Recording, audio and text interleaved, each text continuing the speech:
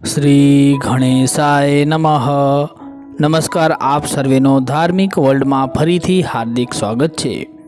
દોસ્તો, આપણા હિન્દુ ધર્મના શાસ્ત્રો અને પુરાણોના મહિમા અનુસાર શ્રાદ્ધ પર્વમાં સદગતની તિથિએ કરેલ શ્રાદ્ધ અને પિતૃ તર્પણથી આપણા પિતૃઓ તૃપ્ત થાય છે અને તેઓ આપણને ઘણા આશીર્વાદ આપે છે, જેના ફળ સ્વરૂપે આપણને પિતૃ ઋણમાંથી મુક્તિ મળે છે।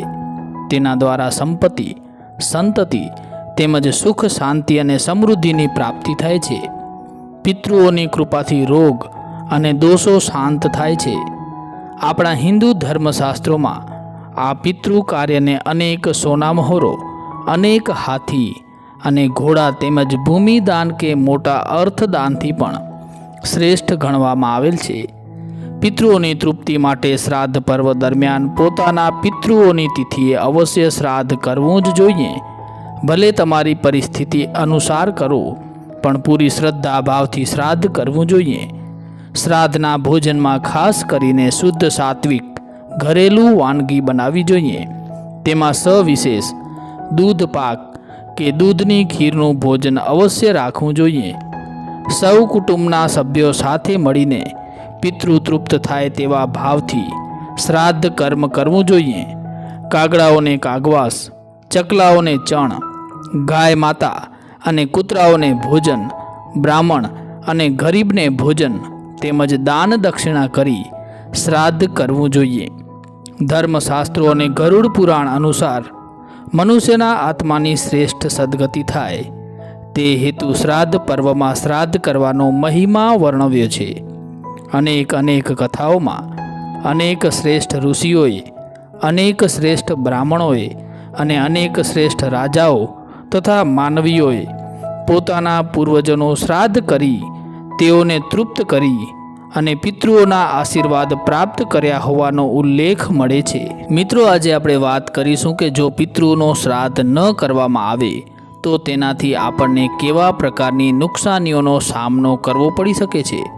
જે લોકો પિતૃઓમાં આસ્થા નથી ધરાવતા અને પિતૃઓ છે જ નહીં એમ માનીને તેમનું ઉચિત તિથિએ શ્રાદ્ધ નથી કરતા, તેવા લોકોએ જરૂર આ બાબતે જાણવું જોઈએ। માટે આપ આ વિડીયોને અંત સુધી જરૂરથી નિહાળજો, જેથી આપને પણ આ બાબતે જાણકારી મળી રહે। અને માહિતી પસંદ આવે તો વિડીયોને લાઈક જરૂરથી કરજો અને ચેનલને હજુ સુધી સબસ્ક્રાઈબ ન કરી હોય તો સબસ્ક્રાઈબ જરૂરથી કરી નાખજો। તો મિત્રો, હવે વાત કરીએ કે શ્રાદ્ધ ન કરવાથી થતી હાનિ વિશે। દોસ્તો, શાસ્ત્રોમાં શ્રાદ્ધ ન કરવાના કારણે થવાવાળી હાનિઓનો જે વર્ણન કરવામાં આવેલ છે તે જાણીને તમે હેરાન થઈ જશો। શાસ્ત્રોમાં મૃત વ્યક્તિના દાહ કર્મ સાથે જ પિંડ અને પાણીના રૂપમાં ખાવા પીવાની વ્યવસ્થા કરવામાં આવેલ છે। આ તો મૃત વ્યક્તિની આ મહાયાત્રામાં રસ્તાના ભોજન પાણીની વાત થઈ।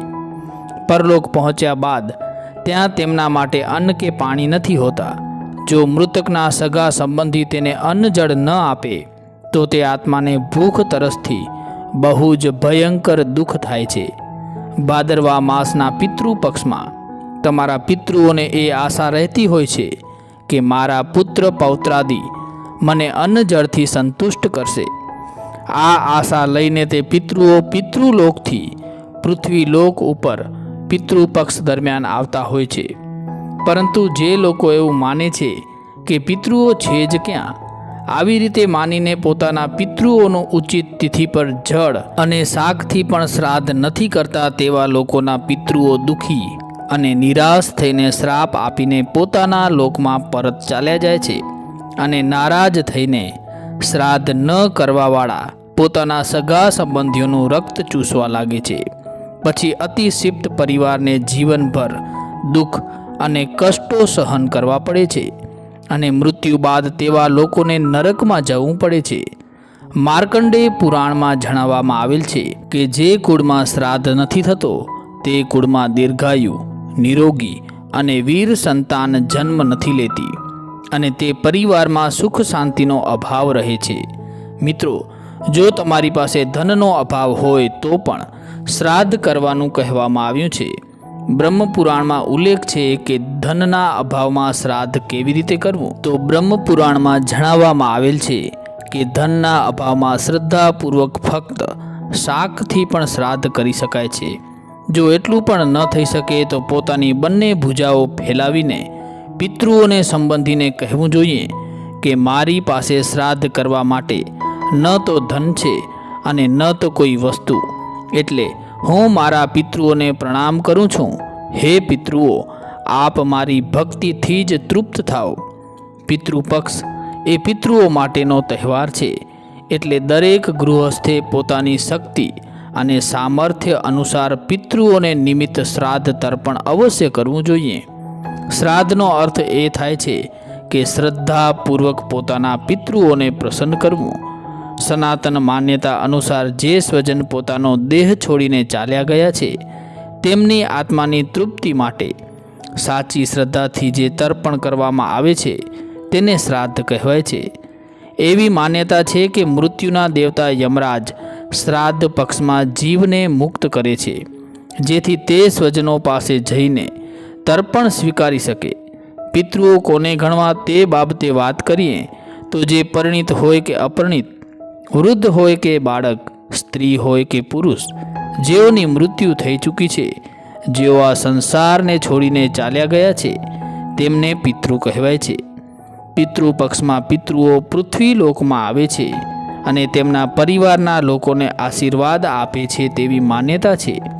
પિતૃ પક્ષમાં પિતૃના નામથી કરવામાં આવેલ શ્રાદ્ધથી પિતૃઓ જે આપણી ઉપર આશા રાખેલ હોય છે તે આશા પરિપૂર્ણ થતાં તેઓ ખુશ થઈને તૃપ્ત થઈને પોતાના ધામ પરત જતા રહે છે અને આપણને આશીર્વાદ આપે છે, જેથી આપણા ઘરમાં સુખ શાંતિ જળવાયેલા રહે છે. મિત્રો, એવી માન્યતા છે કે વ્યક્તિ ઉપર કુલ 3 પ્રકારના ઋણ હોય છે: દેવ ઋણ, ઋષિ ઋણ અને પિતૃ ઋણ. એવું કહેવાય છે કે શ્રાદ્ધ કર્મ કરવાથી આ ત્રણેય ઋણમાંથી મુક્તિ મળે છે. એવું પણ કહેવાય છે કે જેમના પર પિતૃઓ નારાજ હોય છે તેઓએ અનેક પરેશાનીઓનો સામનો કરવો પડતો હોય છે. ક્યારેક આર્થિક તંગી, તો ક્યારેક સ્વાસ્થ્ય સંબંધિત સમસ્યાઓ, તો વળી ક્યારેક સંતાન સંબંધી સમસ્યાઓનો સામનો કરવો પડી શકે છે. ત્યારે પિતૃની આત્માની શાંતિ માટે અને પિતૃ દોષના નિવારણ માટે શ્રાદ્ધ કર્મ કરવું જરૂરી માનવામાં આવે છે. પિતૃદોષમાંથી મુક્તિ મેળવવા માટે દરરોજ પીપળા અને વટવૃક્ષની પૂજા કરવી જોઈએ. શ્રાદ્ધ પક્ષ દરમિયાન પણ પીપળા અને વટવૃક્ષને જળ અર્પણ કરવું જોઈએ અને ફૂલ, અક્ષત તથા કાળા તલ પણ અર્પણ કરવા જોઈએ અને આપણા પૂર્વજો પાસે આપણી ભૂલચૂક માટે ક્ષમા માંગવી જોઈએ અને તેમની પાસેથી આશીર્વાદ માંગવા જોઈએ. તો મિત્રો, અમને આશા છે કે આપને આ માહિતી જરૂરથી પસંદ આવી હશે. જો આપને આ માહિતી પસંદ આવી હોય તો વિડીયોને લાઈક જરૂરથી કરજો અને આપને આ પ્રકારની ધાર્મિક તેમજ આધ્યાત્મિક માહિતી જોવી ગમતી હોય તો જોડાયેલા રહો ધાર્મિક વર્લ્ડ સાથે. માટે ચેનલને હજુ સુધી સબસ્ક્રાઈબ ન કરી હોય તો સબસ્ક્રાઈબ જરૂરથી કરી નાખજો. ધન્યવાદ. જય શ્રી કૃષ્ણ, જય માતાજી, હર હર મહાદેવ હર.